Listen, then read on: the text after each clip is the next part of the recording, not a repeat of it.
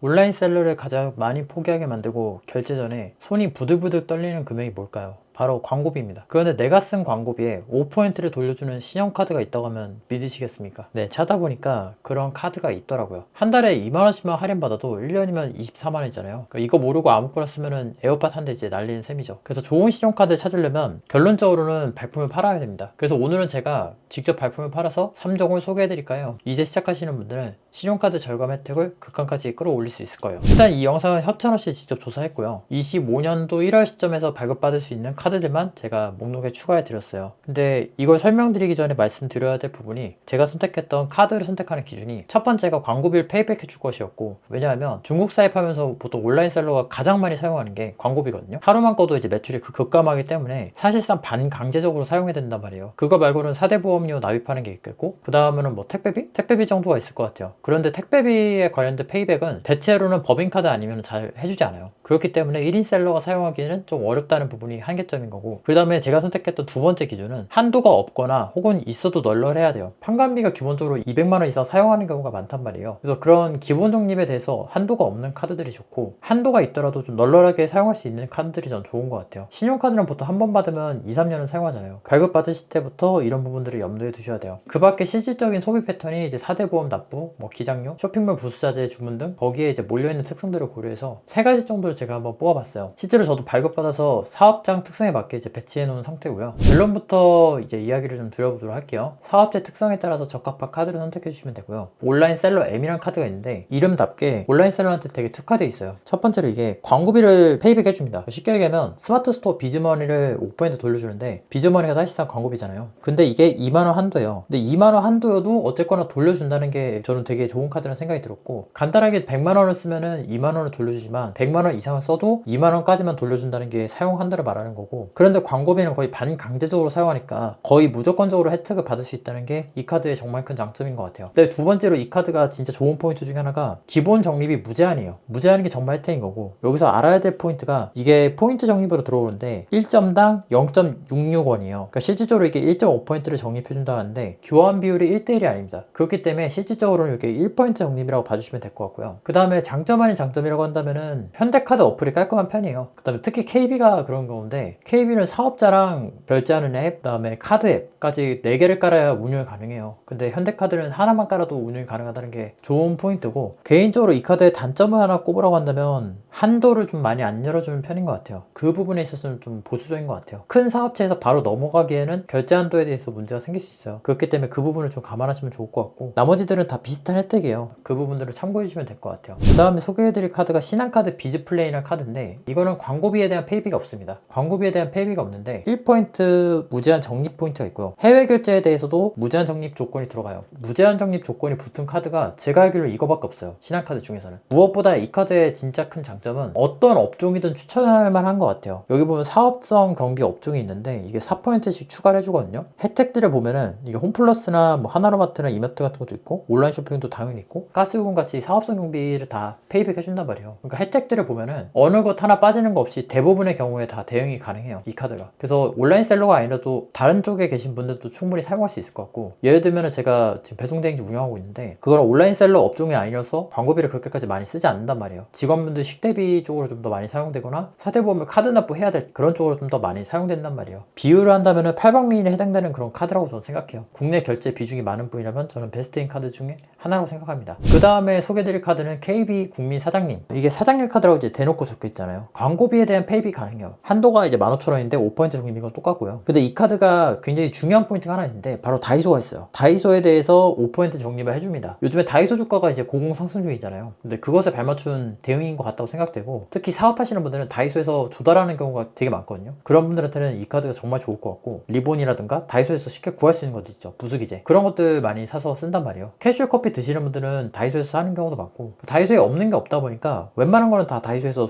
조달할 수 있잖아요. 오히려 다이소 적립이 더 좋을 수 있어요. 그래서 이 카드는 저는 좀 추천드리는 편이고, 운시점 하시는 분들, 실생활 중심으로 사용하시는 분들한테는 적합한 카드인 것 같은 것이, 스피드메이트 혜택도 있습니다. 오일이랑 제가 기억하기에는 에어컨 필터였을 거예요. 그것도 다 할인 혜택이 들어가고, 뭐 광고 쇼핑, 필수 사업 경비까지 전부 다 이제 적립 가능하니까, 그런 면에서는 밸런스가 되게 좋은 카드인 것 같아요. 단점이라고 한다면은 무제한 적립이 아니라는 게 가장 큰 단점 중에 하나인 것 같아요, 이 카드는. 그거 제외 제외하면은 거의 완벽에 가까운 카드가 아닌가 싶습니다. 그래서 저는 이렇게 3개 정도를 좀 추천드리고, 실제로 발품 팔아서 알아보고 그다음에 사업장별로 이제 세팅했던 그 카드들, 그것들로만 이제 상황별 추천을 드리면, 개인적으로는 온라인셀러 기준으로는 현대카드, 신한카드, KB 이렇게 3가지 순서로 갈 수 있을 것 같고, 온라인셀러 기준으로는 오히려 KB가 신한을 좀 앞서는 느낌이 좀 있는 것 같긴 해요.